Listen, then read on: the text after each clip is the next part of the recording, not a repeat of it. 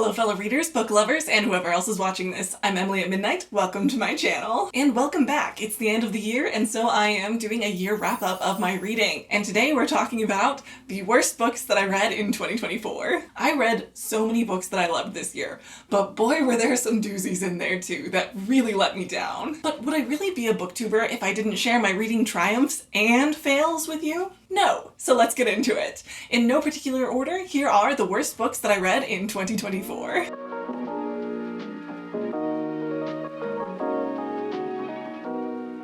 Starting out strong, we have A Court of Ravens and Ruin by Eliza Raine. My first and biggest complaint with this book is that not a single arc gets wrapped up in this story. We don't know why she was taken by the prince.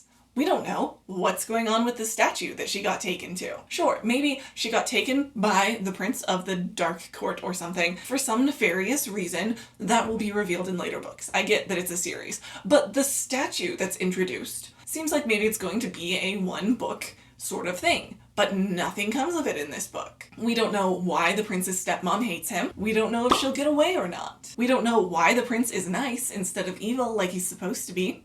And we don't know what happens at the end of the scene that the story ends on. I don't know if I can do justice to this horrible ending, but basically, it tries to end on a cliffhanger, which I can respect. Cliffhangers, they're good. They can be great. But this is not a cliffhanger. This is, they're going around, something bursts through the sides of the forest, I won't tell you what, and the prince screams run. It ends on the prince screaming run. That's right. It ends in the middle of a scene. So what, is the next book going to start on a chase scene? Literally nothing has happened. Like, things have happened, but no sort of completion at any point of any singular arc has happened. There are so many things that could have been wrapped up in this book, but instead it's like I read a really, really long first 3 chapters of a book, and it's supposed to be all its own book. Like, there are so many other things wrong with this book, but the fact that it's like not even a full story definitely takes precedence, and I like can't focus on all the other things that are wrong with it because it's so bad. But I will try and give you a holistic view of the things that I don't like about this book. For example, the title is A Court of Ravens and Ruin, and we don't know anything about anything getting ruined, and we don't see any ravens except for on upholstery once. Yeah, so I don't know why it's called that. And surprisingly, I think the next book is called something about like gold or gilded or something, and this book started out in the gold court, so I feel like maybe they could have swapped the titles, since I assume eventually they're going to tell us something about the dark court that's supposedly the Court of Ravens and Ruin, so maybe they could have swapped those names. I don't know though, I'm not going to read it to find out. One more thing that didn't make sense about this book, again, I can't get into everything because it's so bad, but the main character is the only redhead to have ever redheaded. The only person to have ever had red hair. God or human alike, I think. Well, maybe some fairies have red hair, but I think no. She's like literally the only human to have ever had red hair, which is a really weird choice because red hair is a natural hair color. I feel like if they wanted to be like, ooh, she's so different, look at her, she has a different hair color, she could have had like, I don't know, purple hair or something that doesn't occur naturally, but for some reason they said, let's give her a hair color that no one else has. Let's pick a real hair color. That one just bothered me. Anyway, clearly I have strong feelings about this book. I really didn't like it. The next book on this list is Our Wives Under the Sea by Julia Armfield. So this book is cosmic horror, which is cool, and it is super fascinating. I kind of like the flashbacks of what's going on under the sea, but it felt like the book was trying to contrast those flashbacks with what was happening present day, and I didn't feel like there was any real purpose to where the flashbacks were placed. It didn't feel like they were really reflecting anything specific about the modern day. I also just really didn't like the ambiguity. Obviously, cosmic horror is about ambiguity, like what is this scary entity, what's going on, and those answers never really get given to you, but there's something about the ambiguity here that it's not just like the scary thing that's ambiguous, but also like what is happening to one of the characters. Like, it felt like what was happening to that character was a metaphor, right? But it's like actually happening, and I wasn't really sure what it was trying to say. I kind of got what it was trying to say about the person who didn't have the mysterious thing happening to them, but I didn't really understand what was happening to the other person. But even more than that, the metaphor and or ambiguity kind of ended off on like we figured out what to do. And I think that's the feeling that I was supposed to be left with, but I wasn't. Instead, I was worried about like, are the authorities going to track them down? What's going to happen practically? Like, I feel like we ended in fairy tale land, but we were still in fact in the real world, and it just didn't mesh really well for me. I liked the ending of the flashback part of the story, but the entire thing just didn't really work for me. I won't spend a ton of time on this next one, but it is Roughing the Princess by Smoak. This book is so bad. If you want to hear my in-depth thoughts about it, go watch my Taylor Swift video. I'll put a card for it in the corner. But my main takeaway is, we don't write smut about real people. We don't publish smut about real people that we then try and make money off of. It's this horrible Taylor Swift fanfic where it's a fanfic, but they're trying to sell it on the shelves, and it is very, very obviously written about Taylor Swift and Travis Kelce's romance, and it's pretty disgusting to be trying to make money off of imagining someone else's sex life. I read it for a video, otherwise I wouldn't have read it, but not only that, but it's also really poorly written, but it's also just very, very simplistically written. There are a ton of errors throughout it. Yeah, and it's been pulled from shelves, and I'm really glad about it. The next book is The Spanish Love Deception by Elena Armas. Overall, I would say this book is largely forgettable. I picked it up at a bookstore, and I sat down and read most of it. That's the only reason I own it. It's the only one on this list that I own. But I picked it up at a bookstore, I started reading it, and so I decided I'd buy it and finish reading it. And I did end up finishing it, like, pretty soon after buying it. And then 6 months later, I was like, oh, I should finish that book that I didn't finish.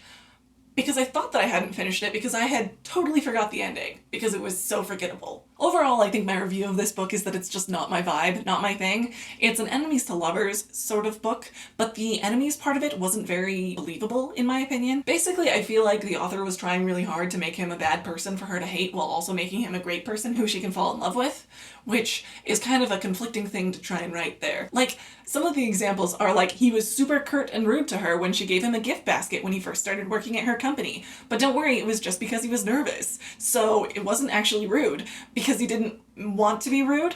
Like, you could still be rude. And like, he constantly made comments when she would eat pastries during work meetings that made it sound like he was commenting on her weight.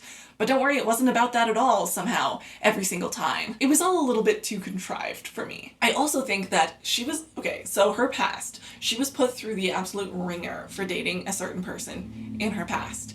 And that all felt very contrived as well. So she was dating her professor, but not when he was her professor, after he was her professor. And it was like it was the 60s, and everyone was like, she slept her way to the top, but she literally just started dating someone who was kind of similar in age to her, like a year or 6 months or something after they were her professor, but everyone was treating her like she had some kind of scarlet letter on her in like a really intense way, and I just don't think that's really how the world operates. I also felt like the shift from hating to dating didn't really work for me, especially like how absolutely down bad for him she was while she was actively hating him.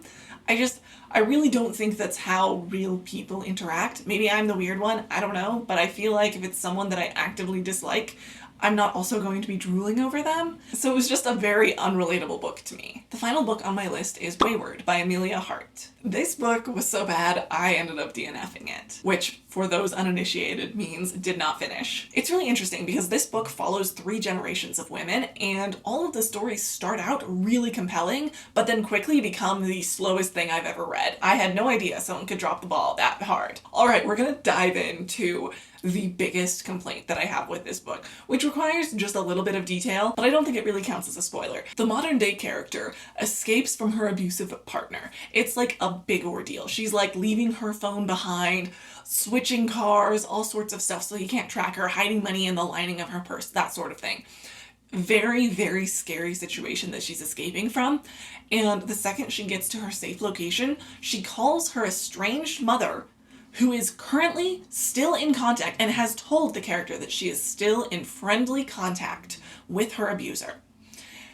And she does not tell her mother about the abuse or the fact that she just escaped from him. The mother called her because this abusive partner called the mother to be like, have you seen her? Well, she didn't call. The call went the other way around. But the point is, she knew that the abusive partner was looking for her, right? The mom knew that. The main character then chooses to tell her estranged mother, who she is estranged from for good reason, where she is exactly. the day after she leaves her abusive partner, knowing full well that her mother and her abusive partner are talking. What? That is the kind of plot-specific characterization that I cannot get behind. I just cannot believe that someone in that situation, someone who is that scared, who has just left their phone behind, all of their belongings, and escaped with a couple $100 and a car to a completely different place, is uprooting their entire life and social system to get away from this abuser. I just cannot believe that someone in that situation would make a call that stupid. And I know that the reason that she did it was so that her abusive partner can go and find her, because realistically he wouldn't find her in this location otherwise.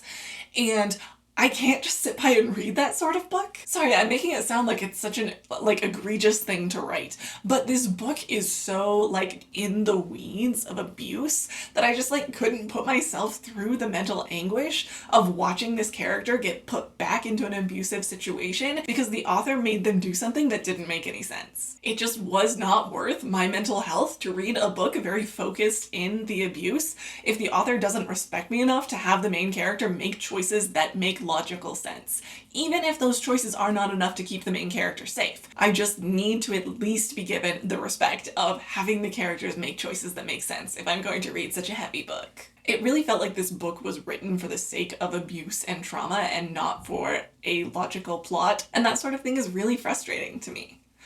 On a lighter note though, this book did teach me that the word weird started as Weyward, which is a pretty fun detail. So that's the only thing I liked about this book. Alright, those are my 5 least favorite books that I read this year. I really hope you enjoyed watching. Please give this video a like if you liked it. Also be sure to check out my playlists where I review The Wheel of Time and Harry Potter, which I'm reading both of for the first time. And I have so many fun video ideas for this upcoming year, so please hit that subscribe button and stick around to see what's coming. Feel free to follow my Goodreads, Instagram, etc., all of which are Emily at Midnight and are linked below.